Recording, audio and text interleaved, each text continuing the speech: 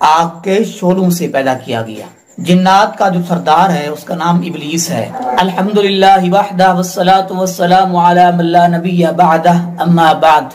معزز ناظرین، آج میں آپ کے سامنے یہ بیان کرنا چاہتا ہوں جنات اور شیاطین انسان پر کیسے حملہ کرتے ہیں، کیسے حملہ آور ہوتے ہیں۔ سیدنا ابو ہریرہ بیان کرتے ہیں کہ رسول اللہ صلی اللہ علیہ وسلم نے ارشاد فرمایا، سیدنا عیسیٰ اور ان کی والدہ مائدہ سیدہ مریم سلام اللہ علیہا، ان دونوں کے علاوہ ہر پیدا ہونے والے بچے کو شیطان چھوتا ہے، جس کی وجہ سے بچہ چلاتا ہے، چیختا ہے۔ جنات اور شیاطین کے وجود کا اعتراف ہمارے ایمان کا حصہ ہے، کیونکہ ان کا ذکر قرآن پاک میں کیا گیا ہے۔ جو چیز بھی قرآن پاک میں جس چیز کا بھی ذکر کیا گیا ہے اس پر ایمان لانا ہمارے ایمان کا حصہ ہے۔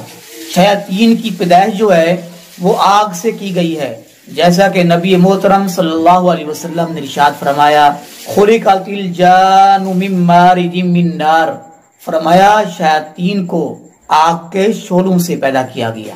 جنات کا جو سردار ہے اس کا نام ابلیس ہے۔ اس نے بہت زیادہ عبادت کی، اتنی عبادت کی کہ اللہ تعالیٰ نے اس کو اٹھایا اور فرشتوں میں اس کو شامل کر دیا۔ اس کے بعد اللہ رب الرحمن نے فرشتوں کو حکم دیا کہ سیدنا حضرت بابا آدم علیہ السلام کو سجدہ کریں، تو تمام نے سجدہ کیا، شیطان نے سجدہ نہیں کیا۔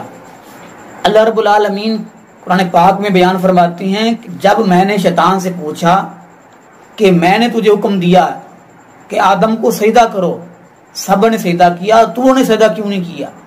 تو شیطان نے کیا جواب دیا؟ قال انا خیر منہ، میں اس سے بہتر ہوں، میں اس سے اچھا ہوں، خلقتنی من نار وخلقتہ من طین، تو نے مجھے آگ سے پیدا کیا ہے اور اس کو مٹی سے پیدا کیا ہے، اس لیے مجھے آگ سے پیدا کیا ہے تو نے، میں اس سے بہتر ہوں، اس لیے میں نے اس کو سجدہ نہیں کیا۔ تو اللہ تعالیٰ نے اس کو لعنتی بنا دیا، اس پر لعنت اور پھٹکار اس پر نازل فرما دی۔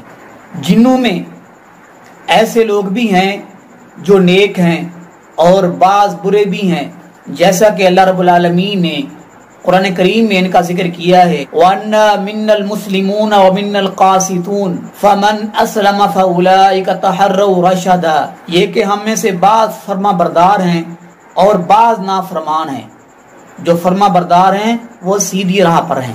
یہ جن کہہ رہے ہیں، اور جنوں کی بات اللہ پاک کو اتنی پسند آئی کہ اللہ رب الرحمن نے ان کا ذکر قرآن میں بیان فرمایا۔